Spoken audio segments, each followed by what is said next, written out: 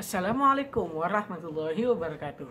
Halo teman-teman, kembali lagi bersama saya Muhammad Nuraini di program SIM TV, yaitu Tipu, Tips Populer.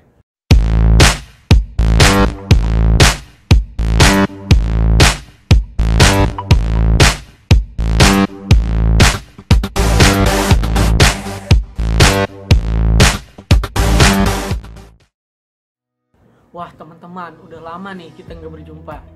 By the way, kalian pernah nggak sih merasa susah banget untuk bersosialisasi di lingkungan baru? Aku juga pernah loh. Nah, oleh karena itu, saya akan memberikan 10 tips untuk bersosialisasi di lingkungan baru. Nunggu apa lagi nih? Ayo langsung aja kita ke tipsnya. Yang pertama, menata diri. Hal pertama harus kita perhatikan adalah menata diri kita. Loh, kok bisa? Of course, kita harus memperhatikan penampilan kita seperti apa. Dan juga kita harus menyesuaikan penampilan kita dengan lingkungan kita. Jika kita berada di lingkungan yang religius, kita harus berpakaian yang ramah dan sopan. Dan juga jika kita berada di lingkungan yang formal, kita juga harus berpakaian yang formal. Yang kedua, jangan asal memberikan perspektif. Banyak orang ketika pertama kali terjun ke lingkungan sosial yang baru, mereka langsung memberikan perspektif mereka.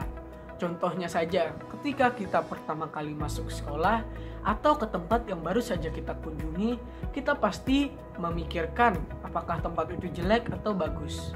Nah, hindari berpikiran seperti itu ya. Don't judge the book by its cover. Yang ketiga, mulai untuk beradaptasi. Seniat apapun persiapan kita, jika tidak ada tindakan, itu hanyalah omong kosong. Yang keempat, biasakan untuk memulai sebuah percakapan. Salah satu cara agar bisa mengakrabkan diri dengan lingkungan baru, tentu dengan sering-sering berbicara satu sama lain di lingkungan itu. Ya, bisa dibilang caper atau cari perhatian. Kita bisa mencari topik terlebih dahulu. Mulailah bisa menjadi pribadi yang ramah meskipun dengan orang yang baru kamu temui. Yang kelima, memiliki rasa ingin tahu. Rasa ingin tahu ternyata juga penting loh dalam memulai sebuah pergaulan di lingkungan yang baru. Loh, kok bisa? Karena rasa ingin tahu adalah langkah untuk mendapatkan topik. Misalnya, kalau kita nggak punya rasa ingin tahu, maka kita akan malas untuk bertanya. Karena tidak ada hal yang ingin kita pertanyakan, dan akan membuat suasana menjadi awkward. Rasa ingin tahu secara tidak langsung akan memotivasi kita untuk mendalami interaksi kita dengan orang lain. Yang keenam, jangan malu untuk bertanya. Mungkin kita sudah pernah mendengar kata pepatah yang mengatakan bahwa malu bertanya sesat di jalan. Ternyata pepatah yang satu ini cukup benar adanya. Bertanya jika ada sesuatu yang sekiranya masih kurang paham. Dan bukan hanya itu saja, kita juga akan bisa menambah wawasan dalam berkomunikasi dengan orang yang lain loh. Yang ketujuh, bersikaplah lebih percaya diri. Nah, ini poin yang paling penting loh. Percaya diri adalah hal yang paling dibutuhkan saat bersosialisasi dengan orang. Tersenyumlah ramah dan berpakailah yang sesuai dengan dirimu.